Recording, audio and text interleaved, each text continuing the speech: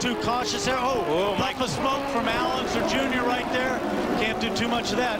But Jimmy's got to be really smart now. He's got to just hang on there with little Al. He's still in a good position points-wise. Don't forget, Al's now in third spot. Jimmy's in fourth. He'd still be okay with the points if they stopped at this moment. All right, while we watch this, let's go back to Gary. Chip, can I ask you, what were you able to tell or try to console your driver? Well, obviously, Gary, it was an unfortunate incident. I mean, you know, when you have these back markers not giving way to the leader of the race, I don't know what this racing is coming to, but I mean, we have to get, it was obviously an unfortunate incident. Does this detract at all now from the business of trying to clinch a championship with your other driver, Jimmy Vasser? No connection. None whatsoever. We're out to win it now. All right. Thank you, Chip. I think the word he was looking for was devastating, destroyed his chances. Well, don't forget, they have a potential. If Jimmy's out in front, he still has a potential to have had a first and second in the championship. He wants the best, plus there's Rookie of the Year honors. There's so much at stake with an incident like that he's obviously devastated. But what he's got to do right now is put that behind him, and then he's got to go out there and just focus now on Jimmy Vasser and win that championship if they can. Andre Ribeiro, who was running in the top 10, had a drive-through penalty as a result of driving over a hose during his pit stop. And look at that. Look who's right there at the back of that group. Right now, that red and white car is Allenser Jr. He's pulled out a little bit on Jimmy Vasser, who we just saw go through the screen right there. And he's closing on Bobby Rahal and Michael Andretti. Paul Tracy on the move. Parker Johnstone looking for a place to race. The order is Andretti, Rahal, Unser Jr., Vasser, Herta, Christian Fittipaldi, Scott Pruitt, Adrian Fernandez, Greg Moore, and Robbie Gordon, the top 10. First, second, third. You know, Danny, here's what concerns me, though.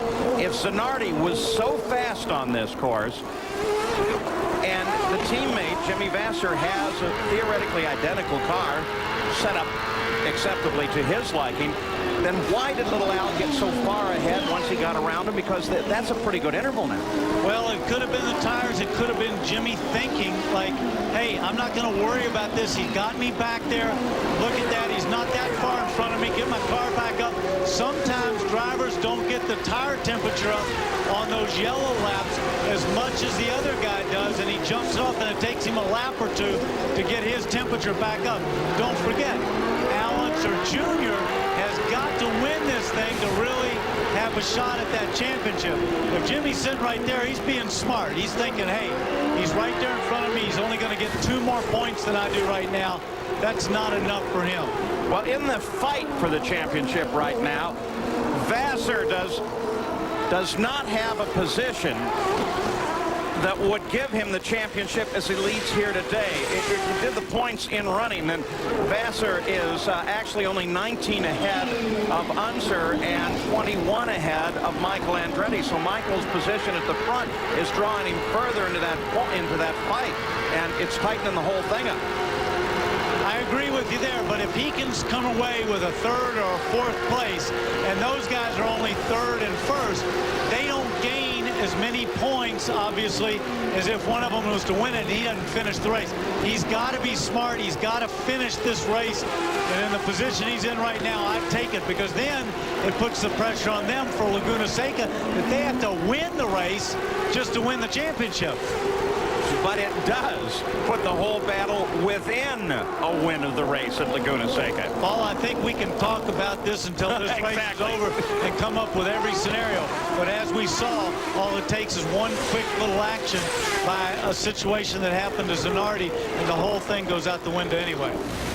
Well, we've got both Fran Leonard and Russ Thompson up here in the booth calculating all that, and the pencils are flying with both of them trying to run all of the scenarios within the championship. Michael Andretti has picked up the lead on the crash with Alex Zanardi. Don't forget, son.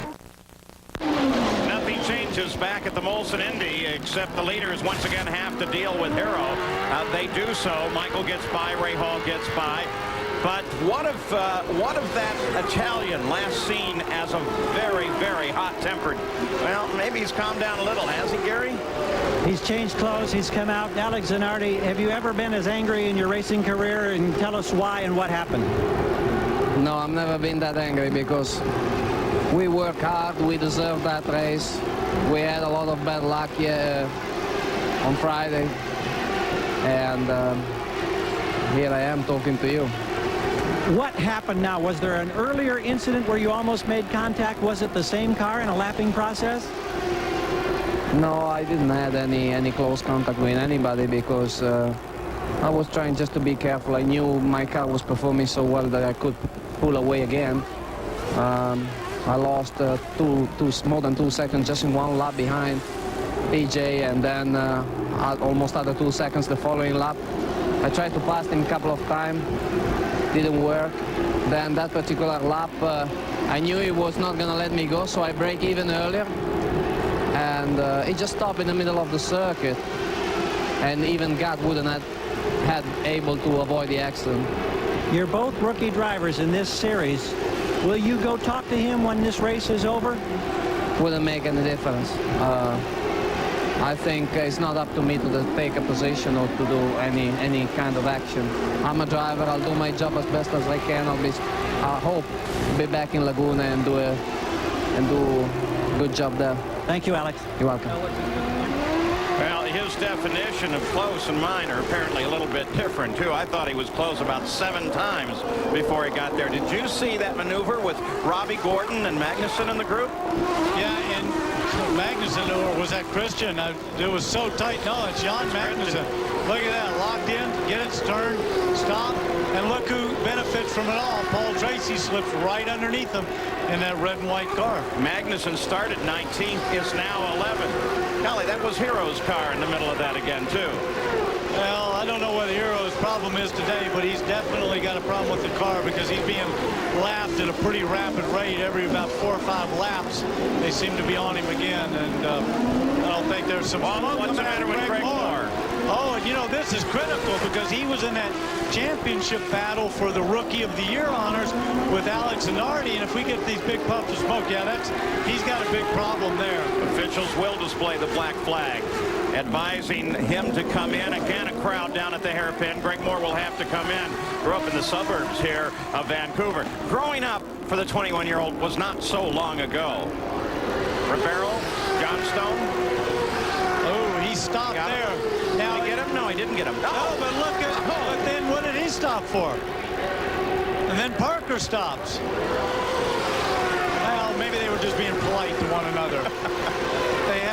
Both of them had some incidents at Elkhart Lake, and of course Andre's under that fairly heavy fine.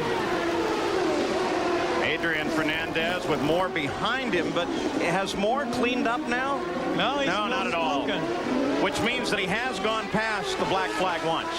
So next time he will be able to come in. He's allowed 3 laps to respond to it, but he would have just seen it on that pass down the pit on that lap. And what happens too is sometimes if they think they know what the problem is, they'll go a lap or 2 to give the crews time to get prepared for that, so they can get their tools or get whatever they think they might have to change. Well, my question now, as it becomes more prominent, is whether or not he'll make it there. Looks like he will, though. He certainly doesn't look like he's slowing down any. He's going to go another lap. He's missed the entrance. And black flag comes out again to him. There you see it, Jan.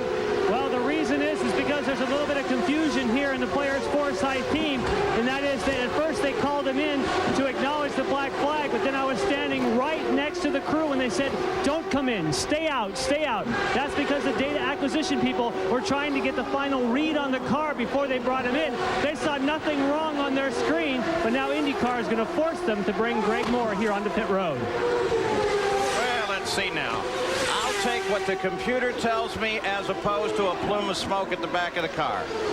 Well, it just still gives him time to get ready, but don't forget they'll come to a point, as you said, where they'll just stop scoring him. If he wants to stay out at his own risk, that's his deal, but they just stop scoring him. But he'll be in. They just want to get ready for him. And as you said, yeah, Here he comes. Here he comes. Yep. He's right up the pit lane now.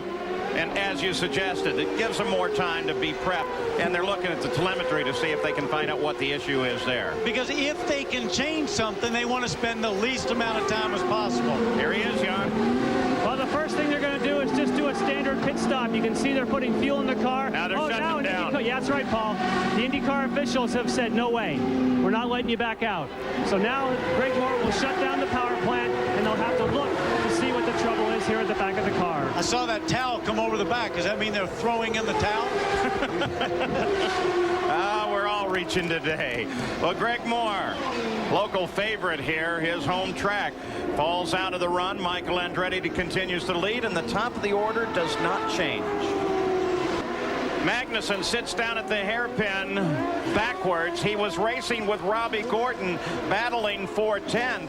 Gordon and he got together. Gordon was able to continue on, but it looks like Magnussen may not have any power. Here's how it happened, Danny. Well, here he comes, and Robbie comes in there all locked up. Look at that car's moving all around. Yancey, no, he doesn't see him. Boom, taps him around. He never even saw him. Robbie couldn't do anything. Where's Robbie going to go? He's going to shoot up the old escape road, I think, and go back around. But that... Yeah, you can go right around that barrier and come out on the other side. Yeah, it takes a little bit. You got to go through some stuff, but it's they want to get Yan out of the way there. Here's an onboard from Robbie. Comes in. Look, the smoke coming off that right front. Totally. He's already locked up, moving the wheels. Oh, he didn't want to hit him. Now, if he goes straight, he can go around. See, he's frustrated. Not with Yan. He's frustrated with himself. He knew he made a mistake there. A subtle little gesture, the lift of that hand. That's a meek, I'm sorry. Yeah. And they were in a good fight. There he comes by. Yellow flag, of course, flies only in that area. Doesn't call a need for a full course. Al Unser Jr. is closing, and the interval seems to be separating between little Al and Vassar. Now, we've had so much discussion about what this ought to be titled, but what it is here's the points at the moment, okay? Al Unser Jr. chasing Vassar, 148, 129. Michael Andretti at 127. Zanardi, well, Zanardi's not going to be part of it because that's going to be the number, and it's over there. Christian Fittipaldi, of course, by not scoring the pole yesterday, he really didn't have a shot at it, but that took him out of the points fight as well. And it's a 19-point difference right now, and you need at least 23, or Vassar would need at least 23 to leave here with the championship. Yeah, but let me tell you something. But no cigar. I tell you what, I wouldn't sleep as comfortable as I'd like to, but I'd sure like to go to the last race with a 19-point advantage. And they came away from that test with a pretty successful test out there. That puts more pressure on Al Unser Jr. and Michael than it does on Jimmy Vassar.